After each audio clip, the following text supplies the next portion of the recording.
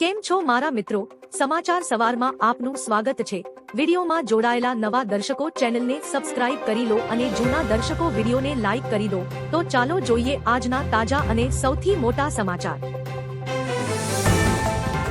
ગુજરાત પર વરસાદી સંકટ। ગુજરાતમાં ચોમાસું જામતા હવામાન વિભાગે 27 જુલાઈ સુધી રાજ્યમાં ભારેથી અતિભારે વરસાદની આગાહી કરી છે। મહીસાગર, દાહોદ અને પંચમહાલ જિલ્લામાં અતિભારે વરસાદને પગલે રેડ એલર્ટ જાહેર કરાયું છે, જ્યારે અન્ય 15 થી વધુ જિલ્લાઓમાં ગાજવીજ સાથે ધોધમાર વરસાદનું ઓરેન્જ અને યલો એલર્ટ જારી કરાયું છે। 22 જુલાઈ સુધીમાં વલસાડના ઉમરગામમાં સૌથી વધુ 11 ઇંચથી વધુ વરસાદ નોંધાયો હતો।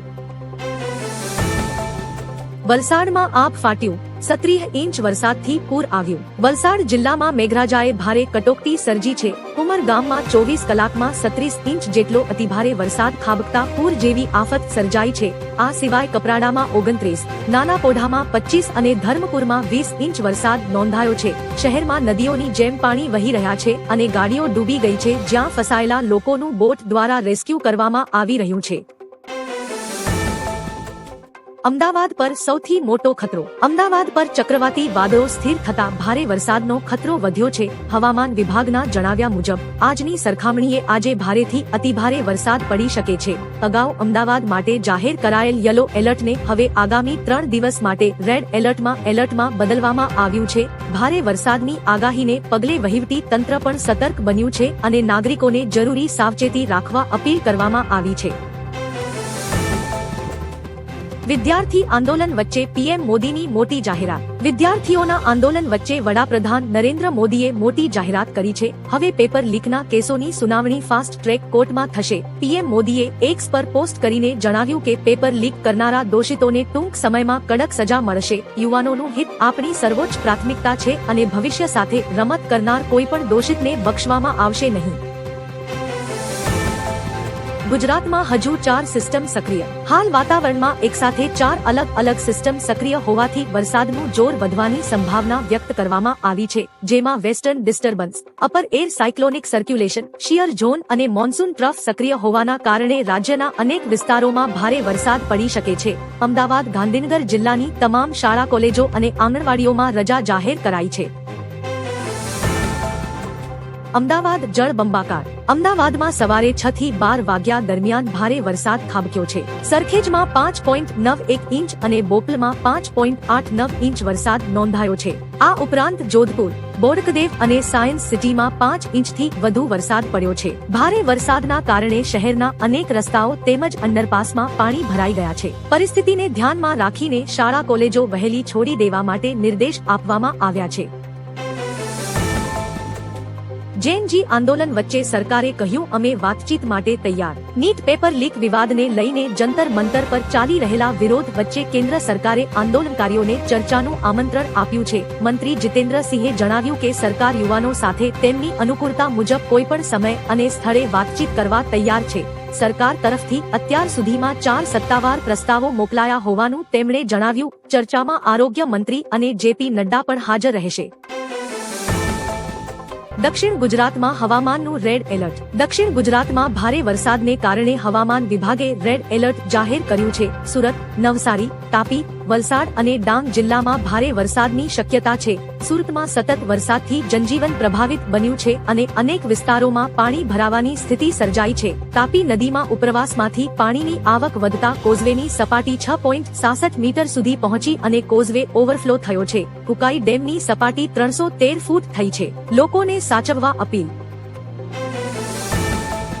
ગુજરાતમાં ચાંદીપુરાના કહેરથી અત્યાર સુધીમાં 12 ના મોત। ગુજરાતમાં ચાંદીપુરા વાયરસના વધતા કેસને પગલે સરકાર અને આરોગ્ય તંત્ર એલર્ટ બન્યું છે।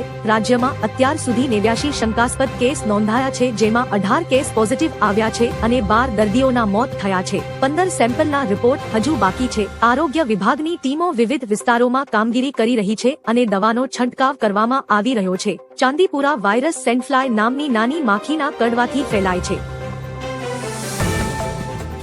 નવસારીમાં મેઘતાંડવ બાદ શાળા કોલેજ બંધ. નવસારી જિલ્લામાં 24 કલાકમાં સરેરાશ 8 ઇંચ વરસાદથી જળબંબાકારની સ્થિતિ સર્જાઈ છે. ચીખલી વાંસદામાં 10 ઇંચ વરસાદને કારણે કાવેરી નદીની સપાટી 20 ફૂટે પહોંચતા દેસરા વિસ્તારના ઘરોમાં પાણી ભરાયા છે. તંત્ર દ્વારા તમામ શાળા કોલેજોમાં રજા જાહેર કરાઈ છે અને 132 રસ્તાઓ વાહન વ્યવહાર માટે બંધ કરાયા છે. વાંસદામાં કોઝવે પર તણાયેલી કારમાંથી ચાલકનો બચાવ થયો હતો.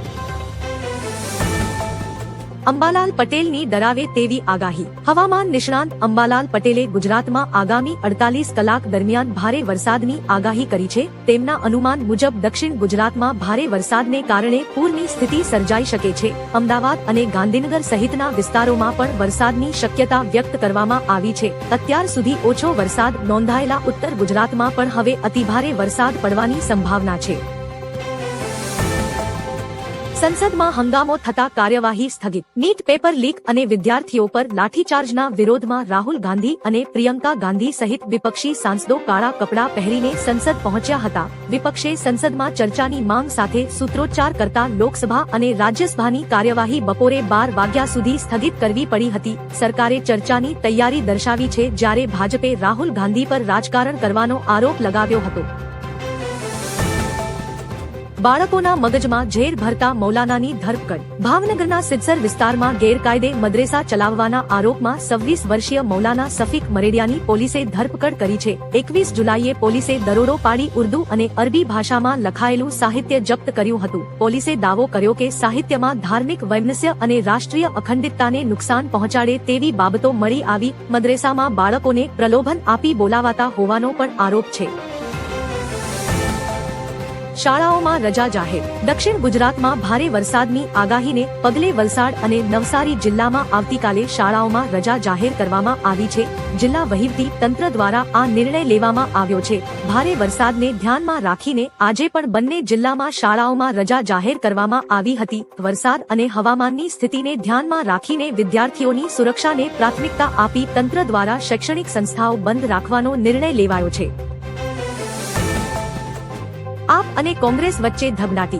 આમ આદમી પાર્ટીએ કોંગ્રેસના ધરણા પર પ્રહારો કરતા સવાલો ઉઠાવ્યા છે. સંજય સિંહ અને આતિશીએ આરોપ લગાવ્યો કે સોનમ વાંગચુક અને સીજેપીના આંદોલનને નબળું પાડવા માટે પીએમ મોદીએ જ રાહુલ ગાંધીને પોતાના આવાસ પાસે બેસાડ્યા છે. કેજરીવાલે જંતર મંતર પહોંચી પ્રદર્શનકારીઓને કાનૂની મદદની ખાતરી આપી હતી.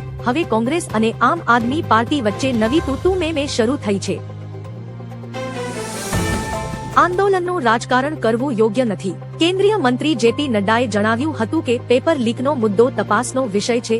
આપણે વિરોધનું રાજકારણ ન કરવું જોઈએ. તેમણે રાહુલ ગાંધીને પ્રશ્ન કર્યો કે તેમણે યુપીએ સરકાર દરમિયાન થયેલા પેપર લીકનો ઉલ્લેખ કેમ નથી કર્યો. રાહુલ ગાંધી પસંદગીપૂર્વક આરોપો કેમ લગાવે છે.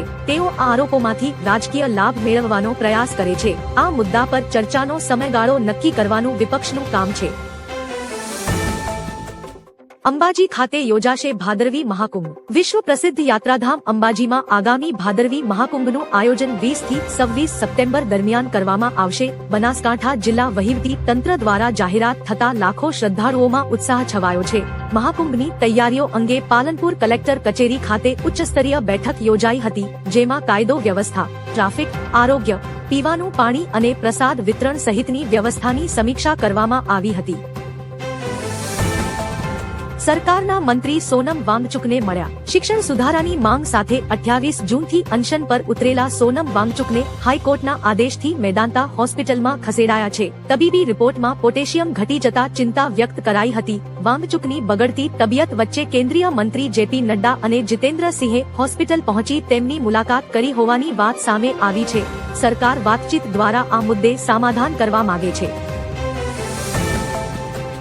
બંગાળથી સીઆરપીએફના 2000 જવાનો દિલ્હી લવાયા. કેન્દ્ર સરકારે દિલ્હીમાં કાયદો અને વ્યવસ્થા જાળવવા પશ્ચિમ બંગાળથી સીઆરપીએફની 20 વધારાની કંપનીઓને તૈનાત કરવાનો આદેશ આપ્યો છે. ગૃહ મંત્રાલયના નિર્દેશ પર કોલકાતાથી લગભગ 2000 જવાનોને એરલિફ્ટ કરીને દિલ્હી લાવવામાં આવી રહ્યા છે. સંસદના મોન્સૂન સત્ર અને ચાલી રહેલા વિરોધ પ્રદર્શનોને ધ્યાનમાં રાખીને સુરક્ષા વ્યવસ્થા વધુ મજબૂત કરવા માટે આ મહત્વપૂર્ણ નિર્ણય લેવામાં આવ્યો છે. રાહુલ ગાંધીનો પીએમ મોદીને મેસેજ। દિલ્હીના છત્રસાલ સ્ટેડિયમ સ્થિત ડિટેન્શન સેન્ટરની સીડીઓ પર એક પગે શૂઝ સાથે બેઠેલા લોકસભા વિપક્ષી નેતા રાહુલ ગાંધીનો વીડિયો વાયરલ થયો છે। હિરાસતમાંથી મુક્ત થયા બાદ રાહુલે શિક્ષણ પ્રણાલી પર સવાલો ઉઠાવ્યા હતા। તેમણે શિક્ષણ મંત્રી ધર્મેન્દ્ર પ્રધાનના રાજીનામા, વિદ્યાર્થીઓ પરના કેસ પરત ખેંચવા અને ઉત્પીડન સામે પગલાંની 3 મુખ્ય માંગણીઓ સાથે પીએમ મોદીને યુવાનોની માફી માંગવા અપીલ કરી હતી। મારુતિની કારો ઓગસ્ટથી થશે 30,000 સુધી મોંઘી।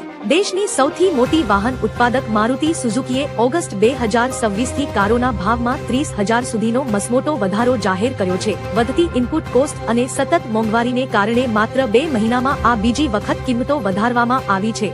અગાઉ જૂન 2026માં પણ ભાવ વધારાયા હતા। આ નિર્ણયથી કંપનીની 3.5 લાખથી 25 લાખ સુધીની તમામ નાની અને પ્રીમિયમ કારો મોંઘી થઈ જશે।